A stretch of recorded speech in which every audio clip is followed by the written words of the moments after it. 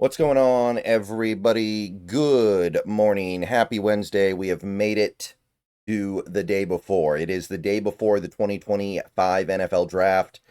We are less than a day and a half away from figuring stuff out. We are less than a day and a half away from seeing what the Seahawks do in the 2025 NFL Draft Round 1. So, exciting times. We're going to find out if all that work we did over the past couple months was worth it, right? Is the team going to pick a path that we like? Is the team going to pick a path that makes sense to us? And most importantly, are they going to pick a path that ends up working out? So I've talked about a lot of stuff when it comes to this draft. There's one more thing I want to get into here in this video. A couple days ago, I made two videos. One talked about the Seahawks trading up in the first round, and the other one talked about the Seahawks trading down in the first round. I'm sure there are going to be trade ups, and trade downs in day 2 and day 3 because there pretty much always are. But I wanted to talk about the possibility of going up or down in the first. There's one more thing I want to spend some time on. There's one more thing I want to break down, and it concerns trading players or trading for players. Should the Seahawks trade their draft picks to acquire players, or should they trade their players to acquire draft picks? That's the next question.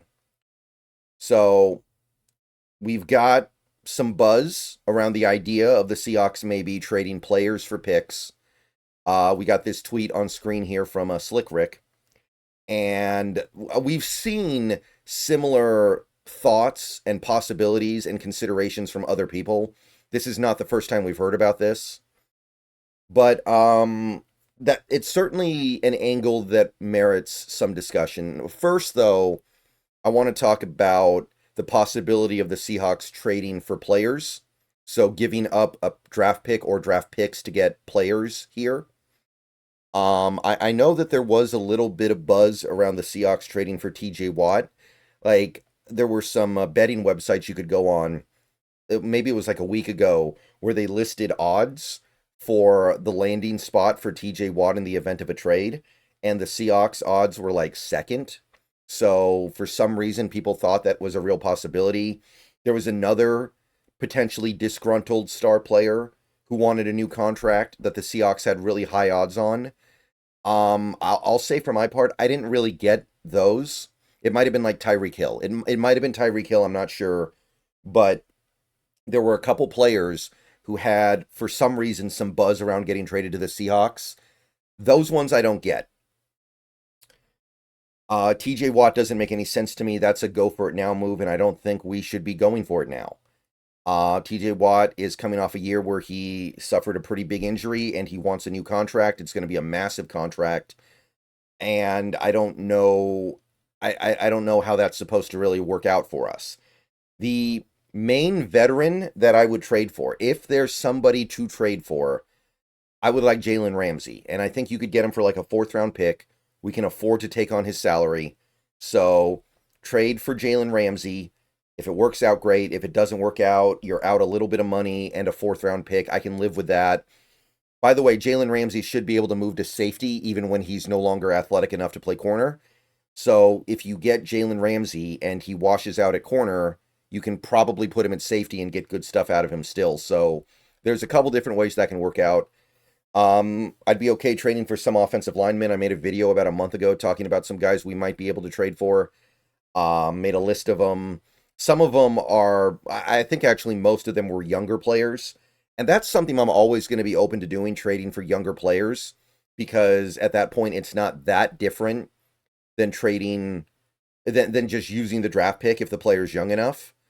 But I'm not a big fan of trading for players. The main one I would be looking at right now is either Ramsey or a decent offensive lineman. Like if you could maybe work with the Saints on some kind of trade for one of their offensive linemen because of the Kubiak connection. So that would be that part of it.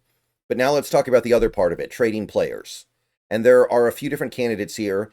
2 of them are listed in this tweet from Slick Rick. Seahawks are open to trading one of their running backs and have been making them available in trade talks. by one of our running backs, he means Ken Walker or Zach Charbonnet. I don't think he's talking about Kenny McIntosh. I don't think Kenny McIntosh is going to get you much of anything. So I think that one's out. But Walker and Charbonnet, okay? So those would be two candidates that we at least need to discuss. There is Sam Howell, who I do think will be traded. I'm just going to go ahead and say that right now. It's going to be for not much. It might be like Howell and a 7th for a 6th round pick, Howell and a 7th for a 5th round pick, Howell for a 6th round pick, something like that. It's going to be very little compensation. It's not that big of a deal, but I would like to do it. I don't think Howell's going to make this team, and I don't think we have much use for him at this point. So even if we end up getting like a late day 3 pick swap, I think that's good. So I'll go ahead and go out on a limb and say that a Sam Howell trade gets done before the draft is over. I'll put it that way. And the main other candidate, I guess, would be Riq Woolen. Those would be the guys that I would really be looking at. Technically, there are others. Maybe a guy like a Boye Mafe could get traded if there's a sense that we're not going to extend him and we want to get value for him now because it's the last year of his deal. You could talk about most players in the 2022 draft class, I guess, but you're not going to get anything for Abe Lucas. He's played 10 games over the last 2 years. I refuse to believe anybody's going to give up anything for Abe Lucas. You might get a little something for Kobe Bryant, but it's not going to be worth what he gave you last year. He was actually playing well last year. I don't know why you need to feel the need to trade that guy. There's Charles Cross? Are we really going to trade Charles Cross? That's something that would infuriate. And by the way, Jay Schneider, pay that man his money. Let's not do this. Okay? Let's not mess around here. There was some kerfluffle over whether or not we were going to give Cross the 5th-year option. And my thoughts on that are he should not make it to the 5th year. Charles Cross should not make it to the 5th year. Charles Cross should be re-signed before he gets to his 5th year. If we let Charles Cross get to the 5th year of his rookie deal, we're doing it wrong. So get that guy taken care of now, because he's probably going to have a very good year in 2025 and be more expensive next year. So don't mess around with that. Just get it done. And if you trade him, that's a very, very quick recipe to get me to that place where I have not gotten to yet, that I think I could get there pretty quickly with, and I will get there if you do something like that. And if you don't know what I'm talking about, then all I can say is that if you know, you know. But I'm not there yet, but you do something like that, I can get there real quick. But anyway, okay. Is there anybody else? Is there anybody else you could consider trading? Derek Hall, I don't think you're going to get much there. He has a very poor reputation in my experience in the league. So you would be mostly giving those players away. So let's talk about some of these players. I'm not going to talk about all of them, but let's talk about the guys in this tweet. Let's talk about Woolen. We already talked about Howell. I'm not going to go there. Woolen, I would be interested in moving him if you could get a 4th round pick. And I would really like to move him for a 3rd round pick. That would be tough. But there is a lot of talent there. I think that some team could value him as somebody to develop. I'm kind of over thinking that he's going to figure it out. I'm sorry. I loved Woolen. He was awesome a couple years ago. There's still some great stuff there, but he doesn't strike me as somebody who cares that much about football. I'm sorry. I don't know how else to put it. He does not strike me as somebody who is really into this the way that you need to be. So, in my estimation, the Seattle Seahawks, it hurts, but if you can get something meaningful for Woolen, like I'm talking like 4th round pick or better, I would definitely jump on that. Now, let's talk about the running backs here, because that's actually the subject of this tweet. Charbonnet kind of makes sense, because he doesn't fit Kubiak that well. I think that concern is overstated. The idea is that Charbonnet is not good for the outside zone running scheme. you're not going to run outside zone on every single running play. Like, there are going to be a lot of inside zone runs. There's going to be a lot of power runs. There's going to be different stuff. Kubiak is not going to do outside zone on every single running play. Now, you can make an argument that if you put Charbonnet in the game when you're running inside zone and you put Walker in the game when you're running outside zone, you're kind of giving up the ghost. I guess that's a little bit of a problem. I guess we don't really like that. But there's got to be some way to make that work. You can't tell me that a good offensive coordinator rolls into town, looks at the team, looks at a player that is good at some stuff, but is not so good at other stuff, and needs to go get that guy out of here because he's not good at the specific thing that I like the best. There's a way to make that work. I think that concern is overstated, but I would definitely be interested in the right offer for Charbonnet. I don't know what you're going to get for him. I know he's young, but he's not been super productive in his career, so I don't know if you're going to get anything real for him. Though, if we're being perfectly honest here, with Walker, I think you could say the same thing. This guy can't stay healthy. This guy's coming off the worst season of his career. This guy didn't put up numbers. This guy, the only thing really that went well last year was how often he got in the end zone. And that's nice. But, like, who is that really going to be enough to get a real asset here? I don't think so. I don't think Walker's getting you any more than, like, honestly, a 6th round pick. I would be surprised if you could get a 5th round pick for him. Now, if I'm wrong and you could get a 4th round pick or more for him, that's interesting. I might be willing to do that, but I need I remind you that Walker actually fits the Kubiak offense very well. Walker is a good running back to run outside zone. He should fit what Kubiak wants to do well, so I'm less incentivized to move him. And to step back and look at things a little more broadly, I have to admit, and this goes for Woolen as well, even though I'm more open to that because I'm a little bit more fed up with Woolen personally, because I'm a little bit frustrated with what I view as him not being as invested in being the best player that he can be. Why are we trying so hard to nuke this team? That's what I'm thinking about right now. This team won 10 games last year.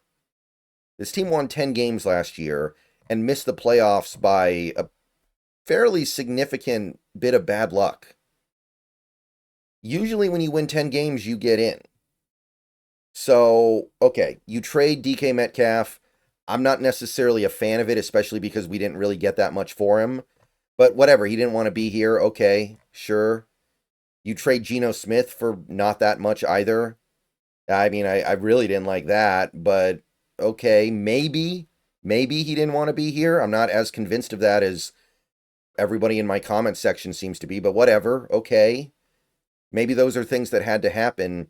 But when you start talking about trading Woolen, trading Walker, trading Charbonnet, trading Boye Mafe, and nobody's talking about Mafe to be clear, but that's just another guy that I could see maybe thinking about moving if you're thinking about like blowing it up. But I got to ask again, why are we blowing it up? Why are we acting like this team won 4 games last year?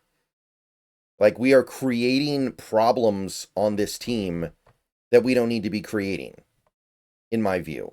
So the trade proposal that I've seen for Walker is Ken Walker for a 6th round pick. Somebody's going to have to explain to me how a 6th round pick is going to be better than Ken Walker, even for 1 year. That 1 year means something, guys. This team has already decided they're not going to throw away 2025. If this team was doing a trust the process Sixers, that would be one thing. Then I'd be like, okay, maybe we need to completely tear it down. They're not doing that. You don't sign guys like Sam Darnold, Cooper Kupp, DeMarcus Lawrence, etc., etc., etc., and then say we're going to just tear it down and trust the process for a season or two. That's not what's going on here. Ken Walker can help us win games next year. So how is that worth more than a 6th round pick? Which, when you get down to the 6th round, I'm sorry, these are lottery tickets. A 6th round pick being an ultimately meaningful, impactful player, long odds. And maybe you take those long odds when you're just trying to tear it down and you're running a fire sale, everything must go. But just as a big picture thing, I question the wisdom of doing a fire sale after a 10-win season.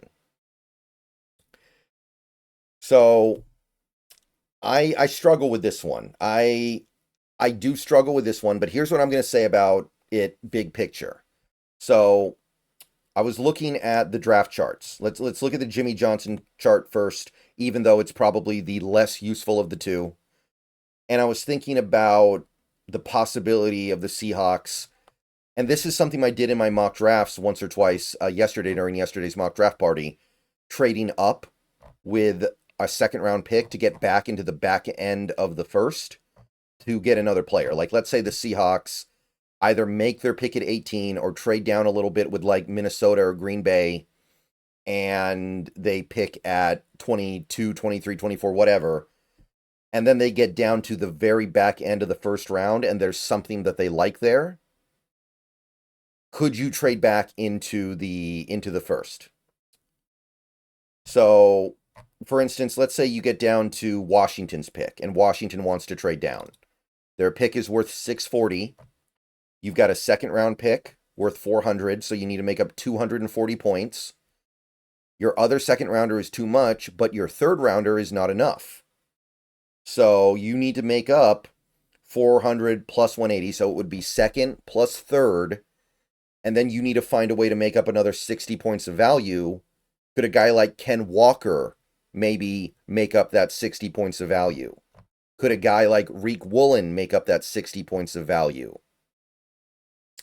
If something like that presents itself, where you can actually leverage the player with picks to get another really, really good guy. Like, let's say Kenneth Grant is somehow still there at 29, or somebody like Malachi Starks is there at 29, and we really want to go get that guy. What if you could throw one of those guys in on a trade where you're giving up lower picks to push the trade over the edge? Like, Washington won't take 50 and 82 for 29. What if they would take 50, 82 and Ken Walker or Zach Charbonnet or Reek Woolen? That's a little bit different. Okay, now we're having a little bit more fun here. If you go to the Rich Hill model, it's kind of similar. Washington's pick worth about 202 points. 50 and 82 is worth about 170 points. You've got to make up another 30 points. And you could throw in your other third round pick, but maybe you could get it done with a Ken Walker or a Zach Charbonnet or a Woolen, or, I mean, I don't want to say Mafe because, again, that one's apparently, I haven't heard anything about that, but point I'm making is that the return is much more clear. You are making that trade so that you can loop back up into the first round to get a guy like a Kenneth Grant, to get a guy like a Malachi Starks, to get a guy like maybe if you like Matthew Golden, somebody who falls further than expected, you can be there to catch them. So that's a little more interesting to me. So if that's the scenario, then I could see it. I would be more on board with that. I don't want to give up Ken Walker and then use the Ken Walker pick that you get to draft some guy who will be lucky to make the roster, who will be lucky to play in a single game over the next 2 years. And a lot of those guys are going to be like that. You get a 6th round pick, like you pick around like 200 or something. What do you think you're going to get? You're getting a guy who's going to be fighting for his life to make the team. I don't want to do that. But if you're packaging a guy like Ken Walker in so you can grab a falling asset, like somebody like a Malachi Starks in the late first, that's different. So those are my thoughts on that. I know this was a long video, longer than I usually make them, but we had a few different things to cover. I just wanted to really explore that because I'm really conflicted about this whole thing where there seems to be a sense from some Seahawks fans and some Seahawks people, and occasionally you even get a little bit of a hint of this from the team, that they're really looking to just get picks. And they're trying to ship off a lot of these players when I don't know if it's necessary. Like we're acting like this team was much worse than it was last year. So I wanted to explore both sides of that because I do think there's a world where this could be fun, where you can package your picks together with a player to get not a blue chipper, but a very, very good player. All right. See you guys later. Go Hawks. I'm going to be streaming on the Bleacher Report later tonight, so be there. Final Bleacher Reports show before the draft. And yeah. Fun times, guys. I'll make another video later today if there's something to talk about, but probably going to be chilling. And then we're just going to be hunkering down for the show. See you guys later. Go Hawks.